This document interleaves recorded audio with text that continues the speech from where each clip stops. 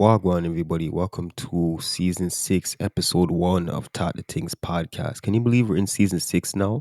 I'm not gonna lie, my posting has not been too consistent these past few weeks or whatever, but I'm gonna make sure for season six we're back in our regular format, posting up to all 4 or 5 times a week. And I'm gonna make sure that I'm switching it up. We have a lot of different things planned because I'm feeling a little stale. So if I'm feeling stale, you guys must be feeling a little stale. So I'm going to be changing it up. And with this first episode, I'm going to be talking about something that I've never spoken about, nothing even close to this on my podcast. And I want to add in a little bit more true crime into this specific episode just to, keep the familiar. I can't even say that word, but you know what I'm trying to say. So recently, I've been at the graveyard a lot more than I ever have ever. I think in my life before this, I've only been to the graveyard like 3 times ever. Cause that's not a place that So now that I unfortunately have to go there more often to go check a person that I love, I realized that there is some very strange stories in there. And I was sitting there one day with my family, and one of the graveyard workers ended up coming up to us, sparking conversation with us. And we were with the man for nearly almost 2 hours, I swear, because he started telling me bare stories. And little did he know who he was telling these stories to, because all I could think of was, boy, I have to go tell Todd the things this, because it was just crazy. This is a big mystery how this whole graveyard thing works. Let me explain something to you guys. A lot of people that I've even covered in my episodes, I wind up seeing their grave in this graveyard. And I'm not going to say the name of the graveyard just to protect some of the people that I'm talking about in the story. And you will understand what I mean a little more. So, the first thing I want to talk about is how the graveyard is very segregated. Now, you might wonder, what the hell do you mean? It's all dead people and don't they pick their spot? Yes, but listen now, there's certain areas in the graveyard. For instance, they have the Caribbean area where most of the people buried there are from Jamaica, they're from Guyana, they're from Trinidad, and you will see it. They have like flags waving off of the headstones. They have like the headstones that have some of the flags that carved into it. People have Jamaica flag, reggae flag, all type of stuff in one certain area. Then you go over to the next lot, and this lot now has all the white people. And this is how the man is explaining it to me. He's saying this has all the white people over here. That lot has all of the Chinese people. This lot has all of the richer people. If you look at this area, these people paid hundreds of thousands for their headstone. And he's saying it's not purposely that they're saying, okay, this is the white area, let me bury in the white area, or this is the Caribbean area. He said that that's just how it works. They have the Muslim area, they have the Jewish area, they have the baby area, they have all these different areas, but just the white, the Caribbean, and that was kind of weird, don't you think? Like, tell me what you guys think about that in the comment section. Do you think that it is purposely segregated? Like they kind of suggest, like, if they see that the people them, because remember, you pick your grave, you and whoever you want to bury or where you want to bury them. So what they do is that they will drive you around or whatever. Do you think that the people them are purposely driving them around and suggesting certain areas for them to pick from? I don't know. That's just something to think about. You guys let me know. But it gets deeper now because he was telling me about the welfare section. And he's saying, so this area over here is where all of the people who are on Ontario works, who get, benefit from the government, who collect welfare, they don't pay for the whole. Sometimes they don't even pay for the headstone. And he's saying we had a case where there was a whole bunch of unidentified people in the morgue. Actually, before I get to that, he was telling me that, there was these people, and I'm believing they were a rapper. That's what he's telling me. We can't be sure. And we even went over to the grave, go look. And he's like, these people, the grave, it was free, but the people pull up in Lamborghini, the people then pull up in Bentley, the people then pull up Audi G Wagon, but got the whole for free.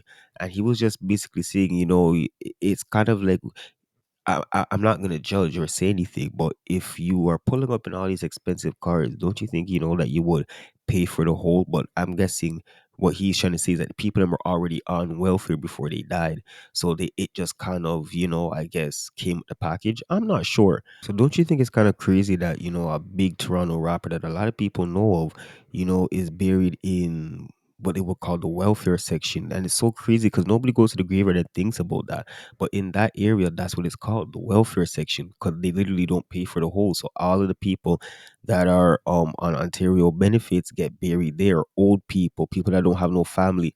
But this was a big rapper that you would expect them to have money, even hearing at the funeral what the cars they were pulling up with. It was just something to think about. We were like, mm-mm. But he mentioned a case that was very strange, and I had to go look it up because it was very scary after. But what it was that he said there was a mass grave in the same welfare section, and in this grave, it was about seven graves, he said. So about seven bodies that was just unidentified in the morgue. And he said one of them, they don't even have a name. So they don't have no headstone. They don't, I think they only have like lot numbers. And he was saying that the name that they have for this person was Highway 401 and Morningside or something like that. So I'm thinking, what the hell? And I'm like, so what happened to them? What was the story with them? And he's like, well, it was a lady that threw her baby off of the highway, and then she jumped over and both of them dead and sat in the morgue for 18 years. Nobody never did nothing with the body. And it was just this year that they had to bury them in the mass grave with about seven other bodies. So I said, what the hell? So I said, let me go search this up. Bro, I found the case, and this is what we're assuming because it equals back up to the time. So let me read you guys a couple things. It was a 30-year-old woman, and I'm not going to call her name, but if you want to search it up, you can. It was a 30-year-old woman and her 2-year-old son. They ended up taking the bus over to the bridge at 401 in Morningside. Now, I'm believing, is that the bridge after Mornell with the cross where the Walmart is? I'm believing it's that bridge that they're talking about. They're saying that they took the bus up there and she was speaking with some man for a little bit, but nobody knows what they were talking about. So after now, the man, I guess, walks away or whatever, and the lady is standing up there. This is around 7 p.m. She's standing up at the edge of the railing now with the baby. So people are seeing this now, not just on the highway, but the people that are actually on the bridge, crossing the bridge, are seeing this and are calling the police and are trying to run over to try get her, but they weren't getting too close because they don't want to, you don't want her to pull you over now. She's literally hanging off the edge of the highway. So now what happens is the lady throws the baby over the edge and jumps off herself. The cars lick them up, run them over. The lady dies instantly. The baby gets carried to the hospital.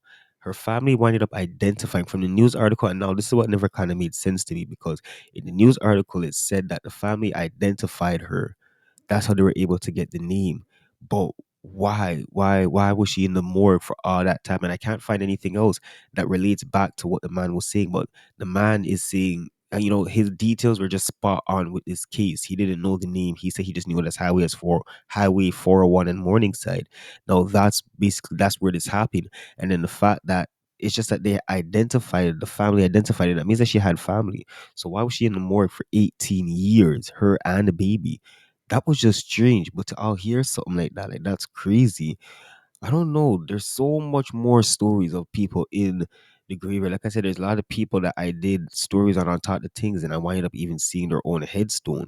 And it was just like, whoa, it was just it was very it was a very weird feeling, to see that. It was eye opening, to be honest. I'm not gonna lie.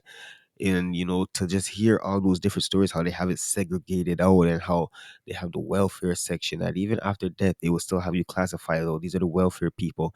They don't have no tombstone, they don't have no marker. There was even a person, an older lady that some of my family knew, and we had to go onto the Google thing and go search up the lady's name, and it will say like, oh, okay, she's in spot number 10, her grave number is like 14-1, and we had to go dig grass with our hand to try find, and then we found a lot number, no tombstone, nothing. It was just a big piece of grass, and it had tire mark. The welfare section just looked so mash up. So it sucks that that's how it has to be even after you die. You know what I mean? But I just thought that this was something that I should bring onto the podcast. I said I want to talk about this, but we have so much episodes for the premiere. I have two more episodes that we're dropping, so I want you guys to let me know what you think about this situation. Let me know what you think about the rapper situation. Let me know what you think about the segregation. Let me know what you think about the lady jumping off of the highway with the baby and all that. Just let me know your thoughts, and we will talk on the next episode of Talk the Things podcast. Yeah, I'm a pretty little Barbie.